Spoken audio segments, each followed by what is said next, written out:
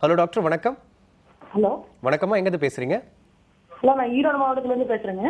Doctor இருக்காங்க, உங்கள் doubt என்னன்னு கேளுங்கம்மா டாக்டர் கிட்ட. சரிங்க. Hello hello doctor. Good morning. என்னோட மகனுக்கு வந்துங்க வயிற்றுல வலின்னு சொல்லிட்டு இருந்தாங்க சார்.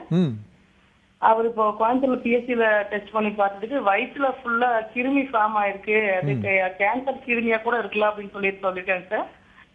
ஆமாங்க. அடிக்கடி அவருக்கு தொண்டை வலி வருதுங்க, சளி பிடிச்சது அடிக்கடி தொண்டை வலி வருதுங்க சார். அது எது அந்த மாதிரி இருக்குங்களா சார்? அது இறப்பையில் கிருமி இருக்கலாமா? அது ஹெலிகோபாக்டர்னு ஒரு இன்ஃபெக்ஷன் இருக்கும். அந்த அந்த கிருமினால இன்ஃபெக்ஷன் இருந்ததுன்னா அதனால் வயிற்றில் அல்சர் ஃபார்மேஷன் சான்ஸ் இருக்குது. ஹெலிகோபாக்டர் பைலரி இன்ஃபெக்ஷன் இருந்ததுன்னா 10ல் ஒருத்தருக்கு வயிற்றில் அல்சர் புண்ணு ஃபார்ம் ஆகலாம். ரொம்ப ரேராக அதனால கேன்சரும் ஃபார்ம் ஆகலாம். பட் இந்த மருந்து அந்த கிருமியை நம்ம மருந்து எடுத்துட்டா சரி, அதை நீக்கிடலாமா கம்ப்ளீட்டாக. கால் பண்ணதுக்கு ரொம்ப நன்றிப்பா. நிகழ்ச்சியை தொடர்ந்து பாருங்கள். நெக்ஸ்ட் காலர் பார்க்கலாம் டாக்டர். ஹலோ டாக்டர், வணக்கம். Good morning doctor. குட் மார்னிங்மா, எங்கேருந்து பேசுறீங்கம்மா? கோயம்புத்தூர்லேருந்து பேசுகிறேங்க. டாக்டர் இருக்காங்க, உங்கள் சந்தேகங்களை கேளுங்கம்மா டாக்டர் கிட்ட. Good morning doctor. Good morning. Endoscope போட்டு பார்த்தேங்க, வயிற்றுல ஒன்றும் எந்த ப்ராப்ளம் இல்லை. அந்த ஆசிட் வந்து மேலே தொண்டையில் பட்டு உங்களுக்கு புண்ணாகுது. நார்மலாக எல்லாத்துக்கும் அந்த இது வந்து மூடி இருக்கணும். இப்போ சாப்பிடும்போது மட்டும்தான் திறக்கும், உங்களுக்கு எந்த நேரமும் ஓப்பனாக இருக்கனால அந்த ஆசிட் வந்து மேலே வந்து தொண்டையில் பட்டு புண்ணாகுது. அதனால் நீங்கள் ஒரு 2 மணி நேரம் சாப்பிட்டதையும் உட்காந்துருங்க, அதுக்கப்புறமா நீங்கள் படுங்க அப்படின்னு சொன்னா அப்படிங்க. ஆமாங்க. நான் அந்த மாதிரி தான் செஞ்சுட்டு இருக்கேன் டாக்டர். அந்த 2 நேரம் சாப்பிட்டதுக்கப்புறம் மறுபடியும் ஏதாவது பழமா ஏதாவது சாப்பிட்டுட்டு படுத்தோம்னா உடனே மறுபடியும் அழுத்துறாங்க, மறுபடியும் வருது. இதுக்கு தீர்வு என்னங்க டாக்டர்? இது வந்து நீங்கள் தொடர்ந்து மருந்து சாப்பிடலாமா? இப்போ இருக்கிற மருந்து இதில் பலவிதமான மருந்து இருக்குது. பெரும்பாலும் அதெல்லாம் நிறைய வருஷத்துக்கு எடுத்துக்கலாம், ஒன்றும் ப்ராப்ளம் இல்லாமல், இதனால் சைடு எஃபெக்ட் இல்லாமல் தொடர்ந்து சாப்பிட்டதுனால ஒன்றும் ப்ராப்ளம் வராது. இப்போது மருந்து எடுக்கிறீங்க விரும்பலைன்னா அதுக்கு இன்னொரு ஆப்ஷன் இருக்குது. ஒரு சின்ன ஆப்ரேஷன் பண்ணலாம். ஆப்ரேஷன் பண்ணி அந்த மசிலில் இறப்பைக்கும் அந்த உணவு குழாய்க்கும் நடுவில் இருக்கிற மசிலில் டைட்டன் பண்ணலாம். கால் பண்ணதுக்கு ரொம்ப நன்றிமா. நிகழ்ச்சியின் அடுத்த காலர் பார்க்கலாம் டாக்டர். ஹலோ டாக்டர், வணக்கம். வணக்கம் சார். வணக்கம் சார், எங்கேருந்து பேசுறீங்க?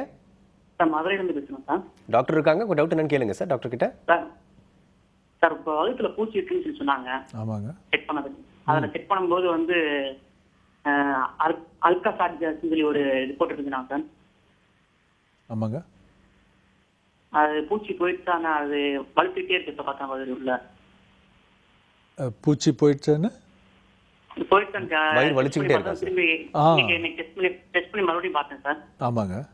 அதில் நார்மல்னு வருது சார். நேற்று டெஸ்ட் பண்ணும்போது அந்த ரிப்போர்ட்டில் இருந்துச்சுன்னு காமிக்குது, இன்னைக்கு இல்லைன்னு காமிக்குது சார். சரிங்க. இது இப்போ இந்த பூச்சிக்கெல்லாம் நிறைய மருந்து இருக்குங்க. அது மருந்தில் அதை கம்ப்ளீட்டாக அதை க்யூர் பண்ணலாம், அந்த பூச்சியை இதை நீக்கிடலாம். பட் இப்போ உங்களுக்கு தொந்தரவு இன்னும் இருக்கா? அது சார், அதாவது பாத்ரூம்ல இருந்து போகும்போது லைட்டாக சின்ன சின்ன புழுவா போகுது சார், புழு மாதிரி போகுது சார். அப்படிங்களா? அப்போது மறுபடியும் இதில் எங்கேருந்தோ இன்ஃபெக்ஷன் வருது அப்படின்னு அர்த்தம். ஜென்ரலாக வீட்டில் சின்ன குழந்தைகள் இருந்தால் அவங்கக்கிட்டேருந்து வரும். ஏன்னா அவங்க ஸ்கூல்லேருந்து எடுத்துகிட்டு மற்றவங்கக்கிட்டேருந்து அவங்களுக்கு பரவும், அவங்கக்கிட்டேருந்து பெரியவங்களுக்கும் பரவறதுக்கு வாய்ப்பு இருக்குது. அதை நீங்கள் பார்க்கணும்.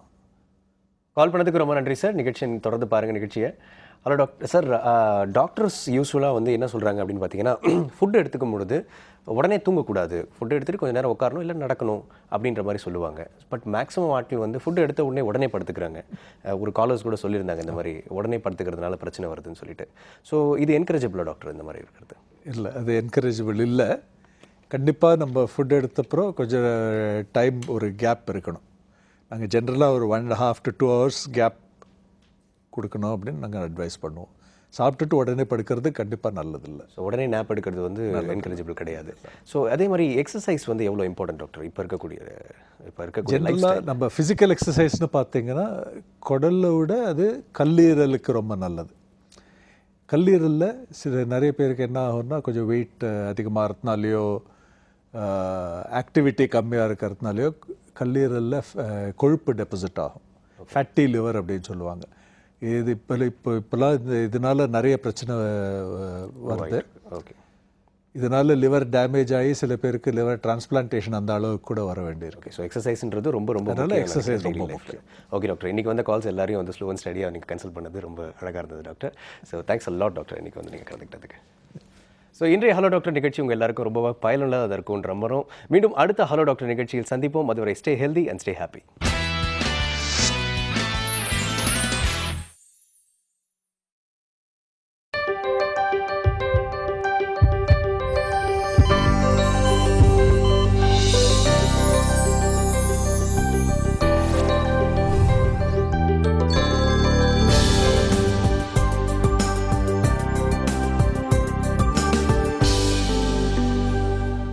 Very good morning and welcome to SRM institutes for medical science Vadapalani வழங்கும் ஹலோ டாக்டர். இன்றைய நிகழ்ச்சியில் கலந்துக்கிட்டு உங்கள் சந்தேகங்களுக்கு பதிலளிக்க வந்திருக்காரு பிரபல கேஸ்ட்ரோஎன்ட்ராலஜிஸ்ட் டாக்டர் ராமகிருஷ்ணன் அவர்கள். Welcome sir. சார், கேஸ்ட்ரோஎன்ட்ராலஜியில் வந்து மேக்ஸிமம் நிறைய சந்தேகங்கள் எல்லா மக்களுக்கும் இருக்குது. இதில் வந்து எனக்கு மெயினாக ஒரு கேள்வி இருக்குது. என்னென்னு பார்த்தீங்கன்னா, எல்லாமே பிரேக்ஃபாஸ்ட் இல்லை லஞ்ச் இல்லை டின்னரை வந்து ஒன்று ஸ்கிப் பண்ணிடுறாங்க ஏதாவது ஒரு மீல, அப்படி இல்லைனா பிரேக்ஃபாஸ்ட்டை கண்டினியூஸாக ஸ்கிப் பண்ணிகிட்டே வராங்க. இதனால் வந்து ஏற்படுற விளைவுகளை வந்து அவங்க யோசிக்க மாட்டேன்றாங்க டாக்டர். ஸோ மெயினாக ப்ராப்ளம் வந்து அல்சர் போன்ற பெரிய பெரிய ப்ராப்ளங்கள் வரதுக்கு காரணம் இந்த மாதிரி பிரேக்ஃபாஸ்ட்டோ இல்லை ஏதாவது ஒரு பர்டிகுலர் மீலை ஸ்கிப் பண்ணுறதுனால வர முடியுங்களா? அல்சருங்கிற வியாதி பிரேக்ஃபாஸ்ட்டை ஸ்கிப் பண்ணுறதுனாலையோ மீல் ஸ்கிப் பண்ணுறதுனாலையோ வர வியாதி இல்லை. ஓகே, அது ஒரு குடலில் ஒரு இன்ஃபெக்ஷன், இறப்பையில் ஒரு இன்ஃபெக்ஷன் இருக்கிறதுனால வர வியாதி. ஓகே, பட் இந்த மாதிரி பிரேக்ஃபாஸ்ட்டை ஸ்கிப் பண்ணாலோ லஞ்சை ஸ்கிப் பண்ணாலோ அதில் வேறு விதமான ப்ராப்ளம்ஸ் வரத்துக்கு வாய்ப்பு இருக்குது. முக்கியமாக என்னென்னா, இப்போது நம்ம பாடியோட மெட்டாபலிசம் சரியாக இருக்காது. ஸோ கரெக்டாக அந்த டைமுக்கு ஒரு இது செக்ரேட் ஆகணும், ஒரு ஹார்மோன் செக்ரேட் ஆகணும், என்சைம் செக்ரேட் ஆகணும் அப்படின்னு பார்த்தீங்கன்னா அந்த ரெகுலாரிட்டி இருக்காது அதில். ஸோ யூஸ்வலாக வந்து ஒரு பர்டிகுலர் வாயு மாதிரி உருவாகுது நம்மளுக்கு அப்படின்ற இது சொன்னால் அதை எப்படி டாக்டர் ஃபுட் வைஸாக கண்ட்ரோல் பண்ணணுமா? நிறைய பேர் வந்து செல்ஃப் மெடிக்கேஷன் எடுத்துக்கிறாங்க. ஒரு கேஸ் தானே, அதெல்லாம் எதுவும் பிரச்சனை இருக்காது, ஒரு சின்ன டேப்லெட் வாங்கி போட்டுக்கலாம் அப்படின்னு சொல்லிட்டு ஒரு கெமிஸ்ட் கிட்ட போய் அவங்ககிட்டே கேட்டு வாங்கி சாப்பிட்றாங்க. ஸோ இதெல்லாம் என்கரேஜபிளா டாக்டர்? அது பெரும்பாலும் பார்த்தீங்கன்னா இப்போது ஒரு ஜென்ரலாக எந்த பாப்புலேஷன் எடுத்தாலும் ஒரு 5-20% வரலும் இந்த மாதிரி சின்ன சின்ன ப்ராப்ளம்ஸ் ஏற்படலாம். கம்யூனிட்டி சர்வேஸ்ன்னு சொல்லுவாங்க. அதில் போய் எல்லாரையும் மக்களை கேட்டோன்னா இந்த மாதிரி 5-20% இருக்குது, இந்த மாதிரி ப்ராப்ளம்ஸ் இருக்குது அப்படின்னு சொல்லுவாங்க. பெரும்பாலும் அது வந்து மைனர் ப்ராப்ளம்ஸ். நான் சொல்கிற மாதிரி மைனர் கேஸ் இல்லைன்னா அசிடிட்டி இருக்கலாம். அந்த மாதிரி சிம்டம்ஸ் இருக்கும்போது, எப்போவாவது இருக்கும்போது மருந்து தானாகவே எடுத்துக்கிறதுல ஒன்றும் தப்பு இல்லை. ஓகே டாக்டர், இதை பற்றி நம்ம தொடர்ந்து பேசும். நிகழ்ச்சியின் முதல் காலர் இருக்காங்க, பார்த்துடலாம். ஹலோ டாக்டர், வணக்கம். வணக்கம். வணக்கம்மா, எங்கேருந்து பேசுகிறீங்க? நான் பெங்களூர்லேருந்து பேசுகிறேன். டாக்டர் இருக்காங்க, உங்கள் டவுட் என்னன்னு கேளுங்கம்மா டாக்டர் கிட்ட. Doctor good morning doctor. Good morning. நான் பெங்களூர்லேருந்து பேசுகிறேன். பேசுங்க. எனக்கு ஒரு 4 years பேக் இந்த அசிடிட்டி ப்ராப்ளம் இருந்தது. ஆமாங்க. அது டாக்டர்கிட்ட காமிச்சு அதுக்கப்புறம் எனக்கு சரியா போயிடுச்சு. அப்புறம் இப்போ ஒரு அடிக்கடி என்ன ஆகுது, மேல் வயிற்ற வலிக்கிறது. அந்த வலி நின்றுடுச்சுன்னா எப்போதும் ஒரு பசிக்கிற மாதிரி ஒரு ஃபீலிங் இருந்துகிட்டே இருக்கு டாக்டர். சாப்பிட்டாலும் பசிக்கிற மாதிரியே இருக்கு. அதுக்கப்புறம் அந்த பசிச்சு சாப்பிட்டேனாக்க என்ன ஆகுது, ஒரு மயக்கமா வருது. ஒரு 10 minutesக்கு அப்படியே உட்காந்துட்டே இருந்தா சரியா போயிடுது. அது என்ன, நான் சுகர் டெஸ்ட் பண்ணிட்டேன், சுகர் இல்ல, எனக்கு பிபி இல்ல. I am 55 years old. என்ன பண்ணலாம் டாக்டர்? அவர் வந்து எனக்கு லாஸ்ட் டைம் காமிக்கிறதே ஸ்டெல்பிட்னு ஒரு டேப்லெட் கொடுத்தாரு. வயிறு வந்து காம் டவுன் ஆகிறதுக்கு நீங்க உங்களுக்கு ஆங்ஸைட்டி தான் ரீசனா இருக்கு, நான் ஒரு 2 months சாப்பிடுங்கன்னாரு. அப்ப எனக்கு சரியாயிடுச்சு. லாஸ்ட் இயர் காமிச்ச போது அது திரும்ப ஒரு 2 months திரும்ப அதே ப்ராப்ளம் வந்துட்டு இருக்கு டாக்டர். இப்போ இதுவரையிலும் நீங்கள் இதுக்கு டெஸ்ட்டே பண்ணதில்லைன்ற அப்படி இருந்தால் கண்டிப்பாக இதுக்கு பண்ணியிருக்கோம், அதில் ஒன்றும் இல்லைன்னு சொல்லிட்டாங்கன்னா அப்போ நீங்கள் மேஜராக ஒன்றும் கவலைப்பட வேண்டியதில்லைன்னு அர்த்தம். இப்போ இந்த மாதிரி இப்போ பிரச்சனை வரத்துக்கு காரணம் என்னென்னா, இந்த குடல் இறப்பை சுற்றி இருக்கிற மசில் சரியாக வேலை செய்யாததுனால இந்த மாதிரி வரும். இந்த மாதிரி ப்ராப்ளம்ஸ் எந்த காரணத்தினால வருதுன்னு சொல்ல முடியாது. சில வேளை நம்ம கரெக்டாக டைமுக்கு சாப்பிடல, அதனாலையும் வரலாம். சில வேளை டென்ஷன்னால் வரலாம். வேறு சில ப்ராப்ளம்னு சில பேருக்கு பிறவிலேருந்தே இந்த மாதிரி மசில் சரியாக வேலை செய்யாமல் ப்ராப்ளம் இருக்கலாம். இது வந்து பெரும்பாலும் இது ஒன்றும் மேஜர் ப்ராப்ளம் இல்லைன்னு அவர் டாக்டர் சொல்கிற மாதிரி மருந்தை அப்பப்போ எடுத்துகிட்டு சரிப்படுத்திக்கலாம். கால் பண்ணதுக்கு ரொம்ப நன்றிமா. நிகழ்ச்சியை தொடர்ந்து பாருங்கள். அடுத்த காலர் பார்க்கலாம் டாக்டர். ஹலோ டாக்டர், வணக்கம். ஹலோ டாக்டர், வணக்கம். வணக்கம்மா, எங்கேருந்து பேசுகிறீங்கம்மா? நாங்கள் திண்டுக்கல் மாவட்டம் பழனிங்க சார். ஓகே, டாக்டர் கிட்ட உங்கள் சந்தேகங்கள் என்னன்னு கேளுங்கம்மா. கேட்குறேன் சார். சார் வணக்கம் சார். வணக்கம், சொல்லுங்கள் சார். எங்கள் வீட்டுக்கு 47 வயசு ஆகுதுங்க சார். ஆமாங்க. சுகர் கம்ப்ளைண்ட் இருக்குங்க சார். அப்புறம் டேப்லெட் வந்து ரெகுலர் எடுத்துட்டு இருக்காரு. சரிங்க. பட் மோஷன் போறது ரொம்ப ப்ராப்ளமா இருக்குங்க சார் அவருக்கு. சரி, மலச்சிக்கல் இருக்குங்களா இல்லை ஆமாங்க சார், பயங்கர மலச்சிக்கல் மலச்சிக்கல் சார். இருக்கு. டேப்லெட் போட்டோம்னா மோஷன் போகுது. ஏதோ ஒரு மாத்திரை வாங்கி மெடிக்கல் வாங்கி சாப்பிட்டுருக்காரு சார். ஆமாங்க. ஸோ சாதாரணமாக இந்த மாதிரி சுகர் ட்ரபிளில் என்ன ஆகும்னா, சுகர் ட்ரபிளில் இந்த குடலை சுற்றி இருக்கிற அந்த நரம்பு நர்வ்ஸ் சரியாக வேலை செய்யாது. டயபெட்டிக் நியூரோபதி அப்படின்னு சொல்லுவாங்க. அதனாலேயே குடலோட மூவ்மெண்ட்லாம் கொஞ்சம் ஸ்லோவாக இருக்கும். இதனாலே இந்த மாதிரி மலச்சிக்கல் ப்ராப்ளம் இருக்கலாம். அதுக்கு ஃபஸ்ட்டு ஸ்டெப் என்ன எடுக்கணும்னா, அதிகமாக நார் சத்து சாப்பிடணும். ஃபைபர்னு சொல்லுவாங்க. இதில் நார் சத்து சாதாரணமாக சாப்பாட்டில் வந்து பச்சை காய்கறிகள், பழம் ஆஃப்கோர்ஸ் ஒரு சுகர் இருக்கிறதுனால அதிகமாக எடுக்க முடியாது. பச்சை காய்கறி அந்த மாதிரி எடுத்துக்கலாம், கீரை அதெல்லாம் எடுத்துக்கலாம். அதை தவிர ஃபைபர் சப்ளிமெண்ட்ஸ் வைப்பாங்க. இப்போது இந்த இசப்குல்னு சொல்லி அது வெவ்வேறு பேரில் மெடிசன் ஷாப்ஸில் கிடைக்கும். அதெல்லாம் ஃப்ளேவர்டு வெரைட்டிஸ், அதை எடுத்துக்கலாம். அதுவும் வேலை செய்யலைன்னா அந்த குடலோட மசில் கொஞ்சம் பவர்ஃபுல்லாக கண்ட்ராக்ட் ஆகிறதுக்கு மருந்து எடுக்க வேண்டியிருக்கும். கால் பண்ணதுக்கு ரொம்ப நன்றிமா. நிகழ்ச்சியை தொடர்ந்து பாருங்க. நெக்ஸ்ட் காலர் பார்க்கலாம் டாக்டர். ஹலோ டாக்டர், வணக்கம். ஹலோ, வணக்கம்மா, எங்கேருந்து பேசுறீங்க? நான் சென்னையிலேருந்து பேசுகிறேன். டாக்டர் கிட்ட உங்க டவுட் என்னன்னு கேளுங்கம்மா. Hello doctor. வணக்கம், சொல்லுங்கள். வணக்கம் டாக்டர். எனக்கு நெஞ்ச கரைக்கிற மாதிரி இருக்கு டாக்டர் சாப்பிட்டதுக்கு அப்புறம். ஆமாங்க. அதுக்கப்புறம் கொஞ்ச நேரம் சாப்பிடாம இருந்தா வந்து இப்போ காலையில டிஃபன் கொஞ்சம் லேட் ஆயிடுச்சுன்னா எனக்கு அப்படியே கேஸ் ஃபார்ம் ஆகிற மாதிரி இருக்கு. அப்படியே நெஞ்சு அடைக்குது டாக்டர். அது என்னன்னு புரியல எனக்கு. இது இந்த மாதிரி வியாதி வந்து கேஸ்ட்ரோயிஸ், ஜிஆர்டின்னு சொல்லுவாங்க, கேஸ்ட்ரோஇசோஃபேஜியல் ரீஃப்ளக்ஸ் டிசீஸ் அப்படிம்பாங்க.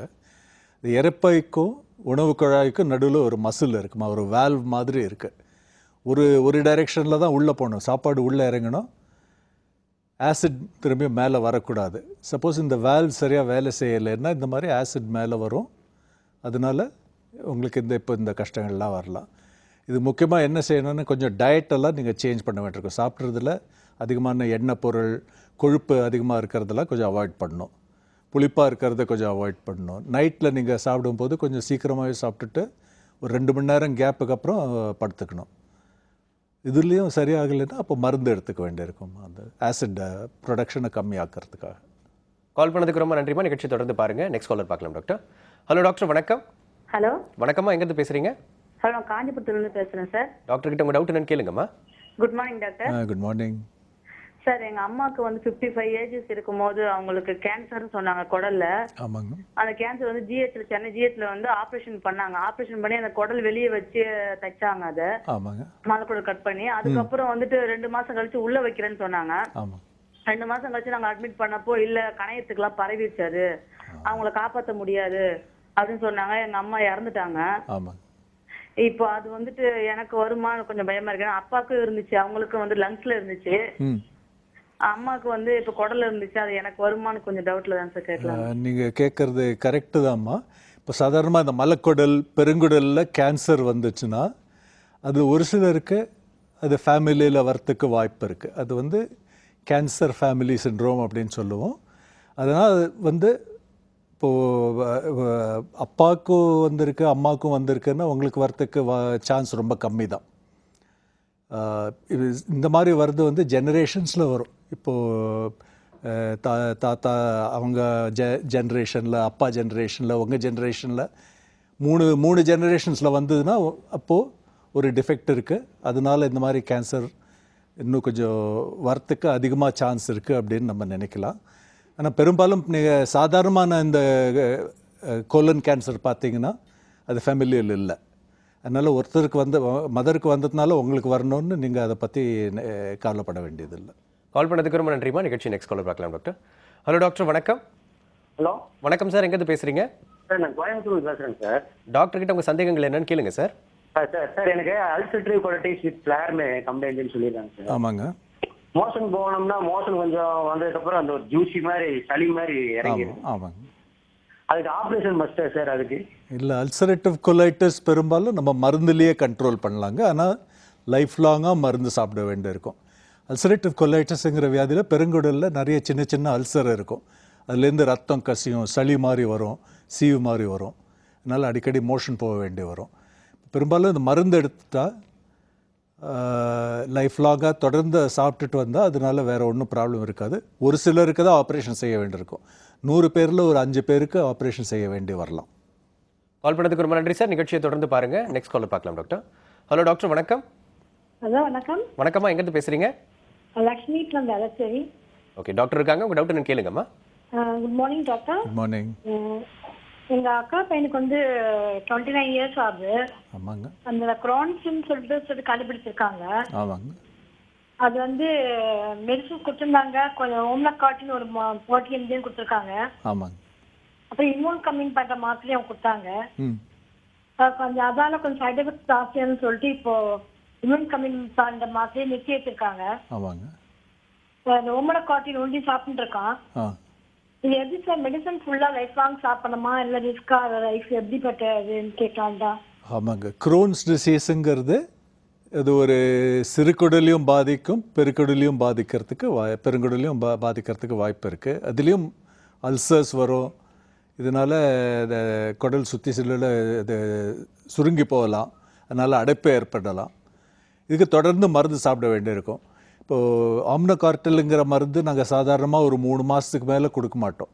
ஏன்னா அது அதிகமாக ரொம்ப சாப்பிட்டா அதனால வேறு சைடு எஃபெக்ட்ஸ் அதுக்கு வரத்துக்கு வாய்ப்பு இருக்குது. சுகர் ட்ரபிள், எலும்பு கொஞ்சம் வீக்காகிற மாதிரி. அதனால் முடிஞ்ச வரலும் நாங்கள் அந்த ஆம்னோகார்டில் ரெடியூஸ் டோஸை கம்மி பண்ணிவிட்டு வேறு சில மருந்து கொடுத்து பார்ப்போம். கால் பண்ணதுக்கு ரொம்ப நன்றிமா. நிகழ்ச்சியை தொடர்ந்து பாருங்க. நெக்ஸ்ட் காலர் பார்க்கலாம் டாக்டர். ஹலோ டாக்டர், வணக்கம். ஹலோ வணக்கம்மா, எங்கேருந்து பேசுறீங்க? Good morning sir. I am Deepa Good from morning. Chennai. Good morning. Doctor கிட்ட உங்க டவுட் என்னன்னு கேளுங்கம்மா, கேளுங்க. Good morning doctor. Good morning. ஆக்சுவலா எனக்கு வந்து ஒரு 5 இயர்ஸா அந்த கேஸ் ப்ராப்ளம் நான் ஃபேஸ் பண்ணிட்டு இருக்கேன். என்னன்னு சொன்னீங்கன்னா நைட்டு படுக்கும்போது எனக்கு அதிகமான கேஸ் வந்து வருது. பகல் டைம்ல எனக்கு அதிகமா எதுவும் இல்லை டாக்டர். நைட்ல படுக்கும்போது தான் எனக்கு வந்து அதிகமா வருது. இது வந்து எப்படின்னா சம்டைம்ஸ் நரம்புல எல்லாம் கொஞ்சம் ஹெவியா இருக்க மாதிரி இருக்கு. அந்த இடத்துல நல்லா ப்ரெஸ் பண்ணேன்னு வச்சுக்கோங்களேன், அப்ப கண்டினியூஸா அந்த ஏக்கம் கேஸ் வந்து ரிலீஸ் ஆயிடுது. அதுக்கப்புறம் ஆன பிறகுதான் என்னால வந்து ஃப்ரீயா இருக்கு நர்வ்ஸ் பாடியில. அது என்ன ப்ராப்ளம்னு தெரியல டாக்டர். 5 இயர்ஸ் நானும் மெனி டாக்டர்ஸ் பார்த்துட்டேன், எனக்கு என்னன்னு புரியல. ஆமாங்க. இந்த மாதிரி ப்ராப்ளம்க்கு இது ஐபிஎஸ் அப்படின்னு சொல்லுவோம்மா, இரிட்டபிள் பவல் சிண்ட்ரோம் அப்படின்னு பேர். இது நீங்கள் சொல்கிற மாதிரி இது கேஸ் ட்ரபிள், நம்ம லே லாங்குவேஜில் கேஸ் ட்ரபிள் அப்படின்னு சொல்லலாம். இதுக்கு முக்கியமாக நீங்கள் என்ன செய்யணும்னா மறுபடியும் இதுக்கு பெர்மனெண்ட்டாக க்யூர் கிடையாது. நம்ம சில மருந்து கொடுத்து இதை சரிப்படுத்தலாம். ஆனால் தொடர்ந்து சாப்பிட்டுட்டு வர வேண்டியிருக்கும். இது வந்து நாறு சத்து கொஞ்சம் அதிகமாக சாப்பிடணும். இந்த குடலில் இருக்கிற மசிலில் கொஞ்சம் லூசன் பண்ணுறதுக்காக சில மருந்து கொடுப்பாங்க. அது தவிர இந்த குடல் சுற்றி இருக்கிற நர்வ்ஸ் சரியாக இன்வாலண்டரி நர்வஸ் சிஸ்டம்னு சொல்லுவோம், அது சரியாக வேலை செய்யாததுனால இந்த மாதிரி ட்ரபிள் வருது. அதுக்கும் சில மருந்து கொடுப்போம். கால் பண்ணதுக்கு ரொம்ப நன்றிமா. நிகழ்ச்சியை தொடர்ந்து பாருங்கள் டாக்டர். இப்போ இருக்கக்கூடிய மேக்ஸிமம் யங்ஸ்டர்ஸ் வந்து நிறைய ஃபாஸ்ட் ஃபுட் எடுத்துக்கிறாங்க, ரொம்ப ரெடி டு ஈட் மாதிரி மீல்லாம் எடுத்துக்கிறாங்க. நிறைய பேர் வந்து ஒரு சின்ன காமன் கம்ப்ளைண்ட் வச்சுருக்காங்க, என்னென்னு பார்த்தீங்கன்னா வாய் நாற்றங்கள் அதிகமாக இருக்குது அப்படின்னு சொல்லிட்டு. ஸோ இந்த வாய் நாற்றம் எதனால் உருவாகுது டாக்டர்? வாய் நாற்றம்ங்கிறது பல காரணங்கள் இருக்குது. ஏன்னா நீங்கள் மோஸ்ட் காமன் பார்த்தீங்கன்னா என்னென்னா இன்ஃபெக்ஷன், இந்த பற்களை சுற்றி கொஞ்சம் இன்ஃபெக்ஷன், கம்ஸில் இன்ஃபெக்ஷன் அந்த மாதிரி இருந்ததுன்னா அதனால் வரலாம். சில வேளை சைனஸ் இஎன்டி, அந்த சைனஸஸில் க்ரானிக் சைனசைட்டிஸ் அந்த மாதிரி ஏதாவது இருந்ததுன்னா அதனால் வரலாம். ஸ்டமக் ப்ராப்ளம்ஸ்னாலையும் வரலாம். Stomach problem. அதனால் நிறைய பேர் வந்து கேஸ்ட்ரோஎன்ட்ராலஜிஸ்ட் கிட்ட இந்த மாதிரி துர்நாற்றம் வருது, ஹாலிடோசிஸ்ன்னு சொல்லுவோம் நாங்கள், அதுக்காக வந்து பார்ப்பாங்க. சில வேளை இந்த மாதிரி அசிடிட்டி ப்ராப்ளம் இருந்ததுன்னா, ரீஃப்ளக்ஸ் அப்படின்னா ஸ்டமக்கில் இருக்கிறது இறப்பையில் இருக்கிறது மேலே வந்து அது வந்துட்டே இருந்ததுன்னா அதனாலேயும் இந்த மாதிரி இந்த துர்நாற்றம் வரலாம். இறப்பையில் ஒரு இன்ஃபெக்ஷன் இருந்தாலும் வரத்துக்கு கொஞ்சம் வாய்ப்பு இருக்குது. ஓகே டாக்டர், இதை பற்றி நம்ம தொடர்ந்து பேசுவோம். ஒரு சின்ன பிரேக் எடுத்துகிட்டு வந்துடலாம். சிம்ஸ் ஹாஸ்பிட்டல் வடபழனி வழங்கும் ஹலோ டாக்டர் நிகழ்ச்சியில் ஒரு சிறிய இடைவேளை.